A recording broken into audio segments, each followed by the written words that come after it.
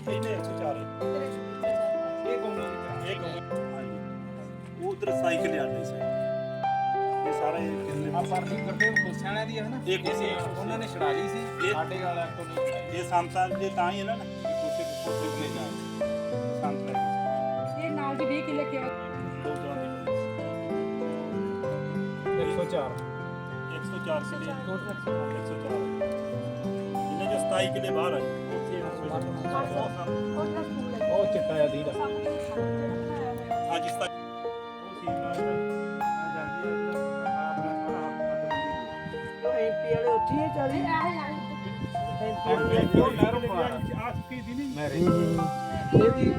ਇਹ ਨਹੀਂ ਜੀ ਲੋ ਲੰਗਰ ਦੇ ਨਾਲ ਇਹ ਲੋ ਲੰਗਰ ਦੇ ਨਾਮ ਸੰਤਾਂ ਦੇ ਨਾਮ ਬੋਲਦੇ ਤੇ ਜਿਹੜਾ ਇੱਕ ਗੁਰਜੰਟ ਸਿੰਘ ਹੈ ਜੀ ਗੁਰਜੰਟ ਸਿੰਘ ਦੇ 14 ਕਿੱਲੇ ਉਹ ਬੈ ਕਰ ਗਏ ਉਹ ਵੇਚਦੇ ਗਊਸ਼ਾਲਾ ਦਾ ਬੋਰਡ ਲਾ ਕੇ ਉਹ ਤੁਹਾਨੂੰ ਮੈਂ ਉੱਥੇ ਲੈ ਉਵੇਂ ਆ ਉਹਦਾ ਮਿੰਟ ਦਾ ਕੰਮ ਉਹਦਾ ਗਲਤ ਬੰਦੇ ਨੇ ਹਾਂਜੀ ਹਾਂਜੀ ਇਹ ਇਸੇ ਤਰ੍ਹਾਂ ਇਹ ਹੁਣ ਪਤਾ ਲੱਗ ਗਿਆ ਜੀ ਆ ਜਿਹੜੀ ਪਤਾ ਹੁਣ ਹੱਦਬੰਦੀ ਬਣ ਗਈ ਤੇ ਇਸ ਤੋਂ ਬਾਅਦ ਆ ਇਹਨਾਂ ਦੀ ਆ ਜੱਦੀ ਆ ਜਿਹੜੀ ਆ ਗਊ ਚਰਾਂਦੀ ਗਊ ਚਰਾਂਦੀ ਆ ਜਿਹੜਾ ਨਾਲ ਇਹਨਾਂ ਕੋਲੇ ਜਿਹੜਾ ਉਹ ਸਾਹਮਣੇ ਸਕੂਲ ਆ ਜੀ ਉੱਥੇ 26.5 ਕਿੱਲੇ ਆ ਜੀ ਹੁਣ ਗਾਂ ਕਿਸੇ ਨੂੰ ਦੇਗਾ ਥੋੜੇ ਜਿਹੇ ਪਹਿਲਾਂ ਉਹ ਵੇਚ ਗਿਆ ਮੈਮ ਹੁਣ ਦਿੱਲੀ ਵਾਲੀ ਸੰਤਮ ਦੇ ਇਹ ਇਹਨਾਂ ਦੀਆਂ ਰਜਿਸਟਰੀਆਂ ਹੋਈਆਂ ਨੇ ਕਿ ਅਜੇ ਇਦਾਂ ਹੀ ਇਹ ਜੇਠ ਜੀ ਨਹੀਂ ਜੀ ਇੱਕ ਮਿੰਟ ਆਫ ਪਈ ਹੈ ਜੀ ਮੈਮ ਪਟਾ ਲਿਖਿਆ ਹੋਇਆ ਵੀ 1982 ਤੋਂ ਲੈ ਕੇ 2082 ਤੱਕ ਆਪਾਂ ਸਾਰਾ ਵਧੀਆ ਪਤਾ ਲੱਗ ਸਕਦਾ ਜੇ ਕੋਈ ਮੈਂ ਇੱਕ ਬਿਆਨ ਹੀ ਦਿੱਤਾ ਜੀ 18 ਕਿੱਲਿਆਂ ਤੇ ਤਾਂ ਕਿ ਪਰ ਇਸ ਮੌਜੂਦਾ ਉਹਨਾਂ ਨੇ 58 ਕਿੱਲੇ ਵਾਉਂਦੇ 18 ਮੰਨੇ ਆ 18 ਹੀ ਮੰਨਿਆ ਜੀ ਜਿਹੜੇ ਬੰਦੇ ਦੀ ਐਟੀਟਿਊਡ ਮੌਜੂਦਾ ਸਾਡੇ ਇੱਕ ਵੀ ਪਿੰਡ ਦਾ ਗਦਾਰਾ ਸਿੰਘ ਇੱਥੇ ਨੰਬਰਦਾਰ ਉਹਦੇ ਸਾਈਨ ਜ਼ਰੂਰ ਹੈ ਹਾਂਜੀ ਇੱਕ ਸੰਦੂਰ ਪਿਆ ਜੀ ਅੱਛਾ ਇਹ ਸੰਤ ਆਏ ਇੱਥੇ ਨਾਰਥ ਉਹਨਾਂ ਨੇ ਜਹਾਜ਼ ਸੱਟ ਕੇ ਤੇ ਲੋਕਾਂ ਨੂੰ ਮਗਰ ਲਾਇਆ ਰਾਹਾਂ ਦੇ ਭਰਤੀ ਫੋਨ ਲਾ ਕੇ ਸਾਡੇ ਪਿੰਡ ਬੱਲੇ ਬੱਲੇ ਕਰਦੀ ਸੰਤ ਬਹੁਤ ਵਧੀਆ ਉਹਨੇ 99 ਸਾਲ ਦਾ ਪਟਾ ਸੀ ਜਿਹੜਾ ਉਸ ਤੋਂ ਬਾਅਦ ਫਿਰ ਉਹ ਤੇ ਦੋਦਾ ਸਿੰਘ ਨੇ ਕਪਲਾ ਕੀਤਾ ਹੈ ਇਦਾਂ ਦੀ ਗਲਤ ਗੇਟ ਕਢਵਾ ਕੇ ਇਦਾਂ ਦੀ ਸੜਕ ਕਢਵਾਈ ਹੋਈ ਹੈ ਤੇ ਫਿਰ ਨਹੀਂ ਤਾਂ ਮੈਂ ਵੇਖ ਲਓ ਆਪਣਾ ਕੀ ਇਹ ਜਿਹੜਾ ਡੀਆਈਜੀ ਸੀ ਇਹਨੇ ਫਿਰ ਉਹ ਜੇਲ੍ਹ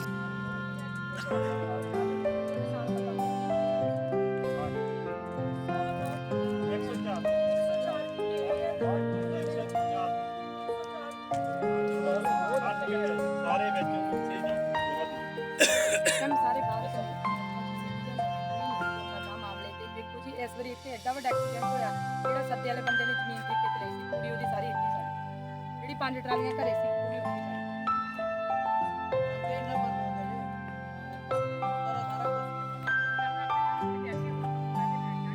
ਜਿਹੜੇ ਲੋਕ ਅਮੀਰ ਆ ਉਹਨਾਂ ਦਾ ਦਬਾਅ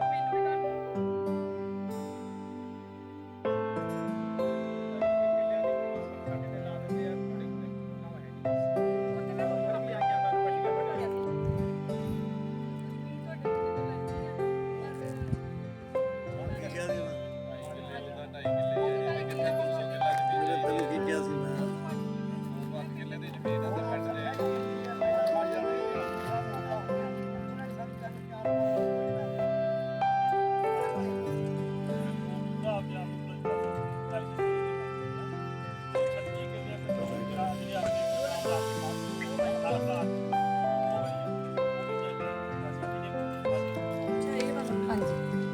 ਪਟੇਲ ਸਰਕਾਰ ਨੇ ਸਿੱਧੇ ਹੀ ਕਹਿਤਾ ਜੀ ਹੁਣ ਹੋਇਆ ਪੜਾਈ ਪਟੇ ਤੋਂ ਰਜਿਸਟਰੀਆਂ ਕਰਾ ਕੇ ਲੋ ਲੰਗਰ ਦੀ ਮੈਮ ਲੋ ਲੰਗਰ ਦੇ ਨਾਮ ਤੇ ਬੋਲਦੀ ਆ ਦੇਖੋ ਜੀ ਬਾਬਾ ਜੀ ਦੇ ਨਾਮ ਤੇ ਬੋਲਦੀ ਸਾਰੇ ਪਿਛਲਾ ਰਿਕਾਰਡ ਚੱਕ ਲਿਆ ਸਾਰਾ ਸਾਹਮਣੇ ਆ ਜਾਣਾ ਇਹਦੇ 38 ਕਿੱਲੇ ਆ ਜੀ ਐਮਪੀ ਸਾਹਿਬ ਦੇ ਬੱਚੇ ਪਰਿਵਾਰ ਅਮਰਜੀਤ ਗੁਰਪ੍ਰੀਤ ਇਹ ਮੁੰਡੇ ਉਹਦੇ 15 ਹਾਂਜੀ ਇਹ ਤਾਂ ਤੁਸੀਂ ਸਾਡੇ ਨਾਲ ਆ ਜੀ ਇਸ ਤਾਂ ਵੈਸੇ ਹੀ ਤੰਬੂ ਲਾ ਕੇ ਬਹਿ ਜਾਗੇ ਕਿਸੇ ਨੇ ਖਾਣਾ ਨਹੀਂ ਨਾ ਕਿਸੇ ਨੇ ਮੇਰੇ ਫੋਟੋ ਕੱਪੇ ਲੈ ਕੇ ਤੁਸੀਂ ਜਾ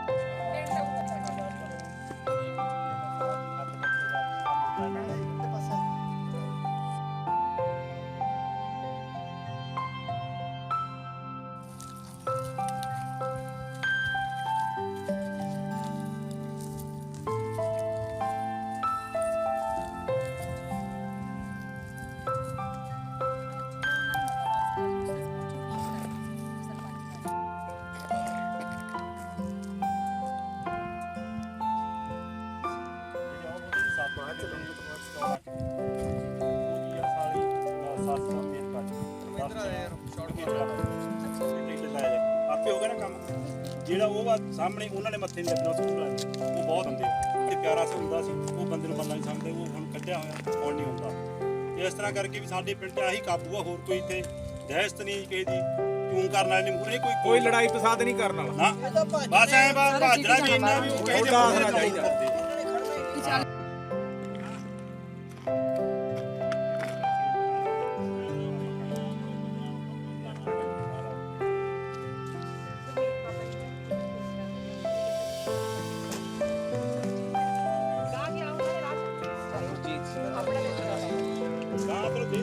ਕਿੱਥੇ ਕਰੀਏ ਨਾ ਭਾਈ ਸਾਹਿਬ ਆ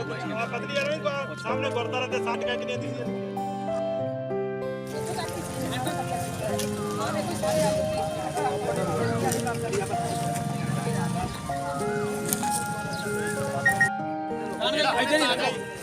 ਤਾਜ਼ਾ ਹੀ ਬਣਿਆ ਜੀ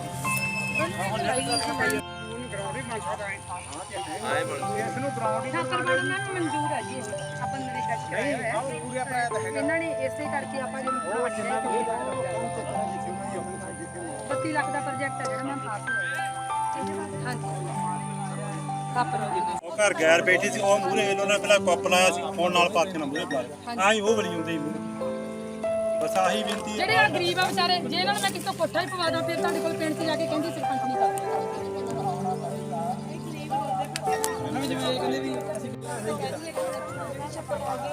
ਉਹਨਾਂ ਨੂੰ ਪਾਣੀ ਦਾ ਲੈਵਲ ਜਿਹੜਾ ਹੈਗਾ ਉਹ ਡੇ ਬਾਈ ਡੇ ਨੀਚੇ ਜਾ ਰਿਹਾ ਤੇ ਅਸੀਂ ਤਾਂ ਵਾਟਰ ਹਾਰਵੈਸਟਿੰਗ ਹਾਂਜੀ ਪ੍ਰੋਜੈਕਟ ਵੀ ਆਪਣੇ ਨਾਲ ਵਧੀਆ ਪਾਸ ਹੋ ਰਿਹਾ। ਬਟ ਇੱਥੇ ਪਿੰਡ ਦੇ ਛੱਪੜ ਜੀ ਸਤਿ ਸ਼੍ਰੀ ਅਕਾਲ ਰਿਕੁਐਸਟ ਕਰ ਰਹੀ ਹਾਂ ਸਾਡੇ ਜਿਹੜੇ ਜ਼ਿਮੀਂਦਾਰ ਭਰਾ ਹੈਗੇ ਆ ਕਿ ਬਿਨਾਂ ਕੱਦੂ ਕੀਤੇ ਜਿਹੜੀ ਹੈਗੀ ਆ ਫਸਲ ਲਗਾਈ ਜਾਵੇ, ਬਿਨਾਂ ਪਾਣੀ ਤੋਂ ਜਿਹੜੀ ਫਸਲ ਲਗਾਈ ਜਾਵੇ। ਫਸਲ ਹਾਰਵੈਸਟਿੰਗ ਪਰ ਲਗਾ ਰਹੇ ਆ, ਪਾਣੀ ਦਾ ਸਤਰ ਹੈਗਾ ਉਹ ਨੇੜੇ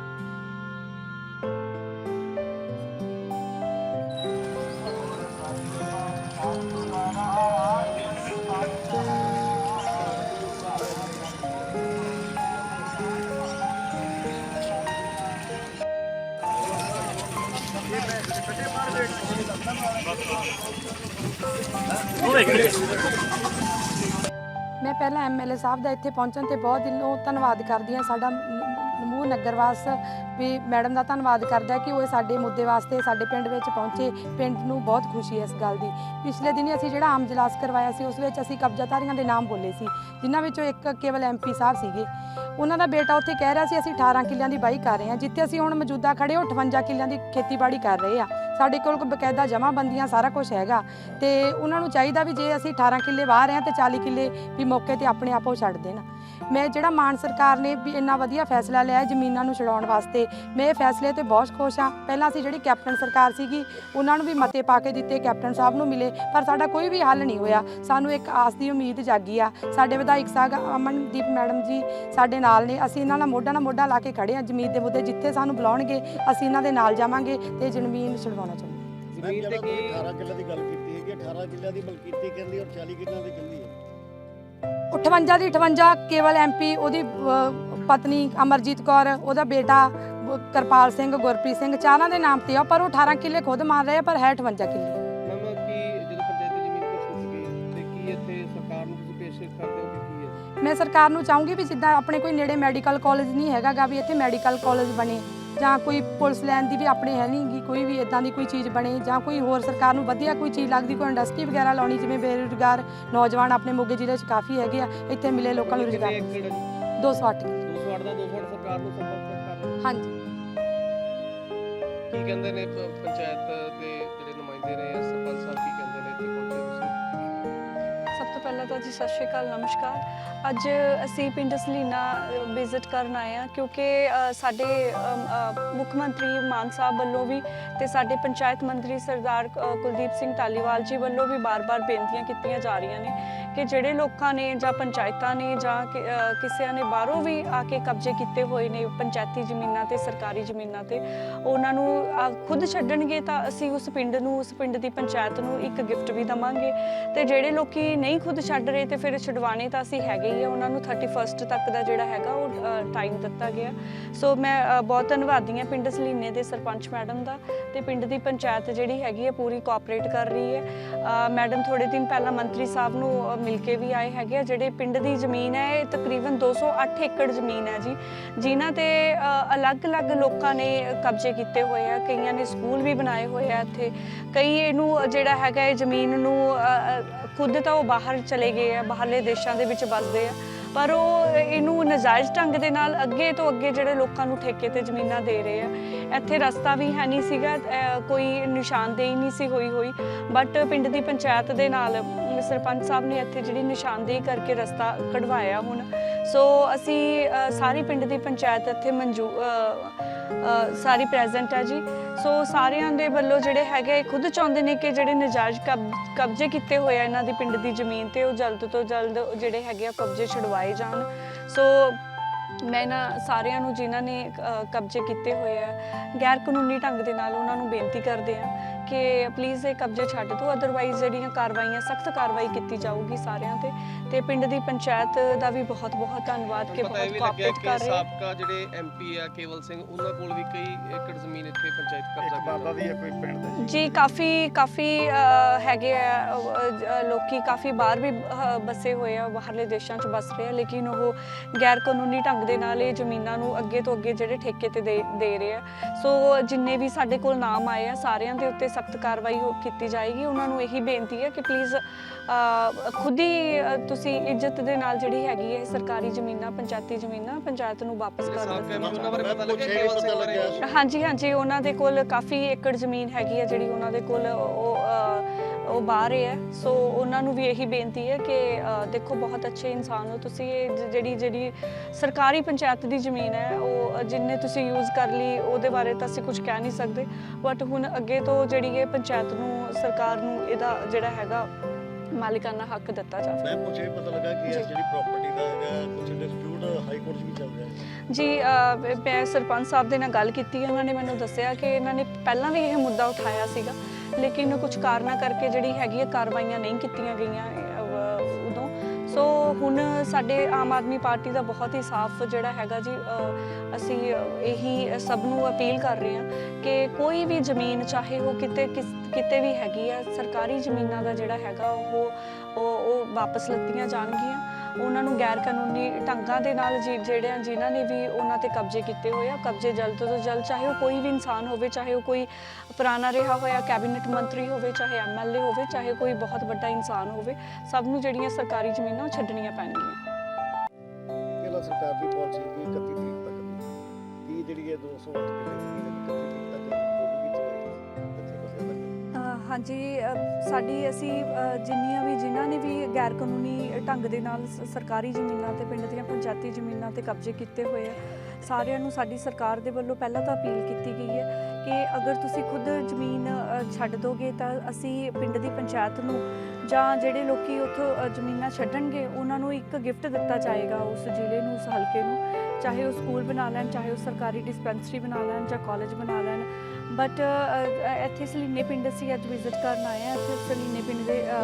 ਮੈਡਮ ਸਰਪੰਚ ਸਾਹਿਬ, ਇਹਨਾਂ ਦੇ ਵੱਲੋਂ ਮੀਟਿੰਗ ਵੀ ਹੋਈ ਸੀਗੀ ਮੰਤਰੀ ਸਾਹਿਬ ਦੇ ਨਾਲ। 208 ਏਕੜ ਜ਼ਮੀਨ ਹੈ ਇੱਥੇ, ਜਿਹੜੇ ਅਲੱਗ-ਅਲੱਗ ਲੋਕਾਂ ਨੇ ਗੈਰ ਕਾਨੂੰਨੀ ਢੰਗ ਦੇ ਨਾਲ ਇੱਥੇ ਕਬਜ਼ਾ ਕੀਤਾ ਹੋਇਆ। ਸੋ 31 ਤੱਕ ਅਸੀਂ ਸਭ ਨੂੰ ਬੇਨਤੀ ਕਰਦੇ ਹਾਂ ਕਿ ਉਸ ਤੋਂ ਪਹਿਲਾਂ ਜਿਹੜੀ ਹੈਗੀ ਹੈ ਜ਼ਮੀਨ ਖੁਦ ਹੀ ਛੱਡ ਦਿੱਤੀ ਜਾਵੇ ਇੱਜ਼ਤ ਦੇ ਨਾਲ। ਅਗਰ ਉਹ ਨਹੀਂ ਛੱਡਦੇ ਤੇ ਫਿਰ ਸਾਡੀ ਸਰਕਾਰ ਜਿਹੜੇ ਹੈਗੇ ਆ ਸਖਤ ਕਦਮ ਉਠਾਏਗੀ। ਇਹ ਜ਼ਮੀਨ ਪੰਚਾਇਤੀ ਹੈ, ਸੋ ਇਹ ਪੰਚਾਇਤ ਦੇ ਕੋਲ ਹੀ ਰਹੇਗੀ, ਸਰਕਾਰੀ ਜ਼ਮੀਨ ਤੇ ਕੋਈ ਕਬਜ਼ਾ ਨਹੀਂ ਕਰ ਸਕਦਾ। ਸੋ ਅਸੀਂ ਸਾਰਿਆਂ ਨੂੰ ਪਹਿਲਾਂ ਤਾਂ ਇਹੀ ਅਪੀਲ ਕਰਦੇ ਹਾਂ ਕਿ ਪਲੀਜ਼ ਜਿੰਨੀਆਂ ਤੁਸੀਂ ਜ਼ਮੀਨਾਂ ਗੈਰ ਕਾਨੂੰਨੀ ਢੰਗ ਦੇ ਨਾਲ ਤੁਸੀਂ ਇਹਨਾਂ ਨੂੰ ਵਰਤ ਰਹੇ ਹੋ, ਜਾਂ ਕਾਫੀ ਲੋਕੀ ਜਿਹੜੇ ਹੈਗੇ ਆ ਉਹ ਵਿਦੇਸ਼ ਦੇ ਵਿੱਚ ਰਹਿ ਰਹੇ ਆ, ਬਟ ਉਹ ਇਹ ਜ਼ਮੀਨਾਂ ਨੂੰ ਠੇਕੇ ਤੇ ਕਿਸੇ ਹੋਰਾਂ ਨੂੰ ਦੇ ਰਹੇ ਆ। ਸੋ ਸਭ ਨੂੰ ਬੇਨਤੀ ਹੈ। ਮੈਮ, ਜਿਸ ਤਰੀਕੇ ਨਾਲ ਸੀਐਮ ਸਾਹਿਬ ਦਾ ਇੱਕ ਐਲਾਨ ਹੈਗਾ ਕਿ ਪੰਜਾਬ ਦੇ ਹਰ ਜ਼ਿਲ੍ਹੇ ਦੇ ਵਿੱਚ ਇੱਕ ਮੈਡੀਕਲ ਕਾਲਜ ਬਣਾਉਣ ਦੀ ਗੱਲ ਕੀਤੀ ਜਾ ਰਹੀ ਹੈ। ਜੀ, ਜੇ ਆਪਾਂ ਗੱਲ ਕਰਦੇ ਮੋਗਾ ਜ਼ਿਲ੍ਹਾ ਦੀ, ਤੇ ਮੋਗਾ ਜ਼ਿਲ੍ਹਾ ਦੇ ਵਿੱਚ ਸਲੀਨਾ ਇੱਕ ਇਹੋ ਜਿਹਾ ਪਿੰਡ ਹੈਗਾ ਜਿੱਥੇ ਕਿ ਪੂਰੇ ਮੈਡੀਕਲ ਕਾਲਜ ਵਾਸਤੇ ਜਗ੍ਹਾ ਜਿਹੜੀ ਪਈ ਹੈ। ਬਿਲਕੁਲ ਜੀ, 208 ਏਕੜ ਜ਼ਮੀਨ ਹੈ ਸਲੀਨਾ ਪਿੰਡ ਦੇ ਕੋਲ, ਪਰ ਜਿਹੜੀ ਇਹਨਾਂ ਦੇ ਕੋਲ ਜਿਹਦਾ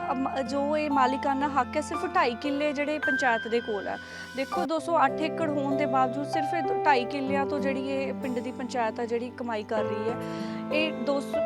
ਅਗਰ ਅਸੀਂ ਮੈਡੀਕਲ ਕਾਲਜ ਵੀ ਬਣਾਉਂਦੇ ਹਾਂ ਤਾਂ ਉਹਦੇ ਲਈ 20 ਏਕੜ 25 ਏਕੜ ਜ਼ਮੀਨ ਇਨਫ ਹੋਏਗੀ। ਉਸ ਤੋਂ ਜ਼ਿਆਦਾ ਜਿਹੜੀ ਹੈਗੀ ਹੈ ਜ਼ਮੀਨ,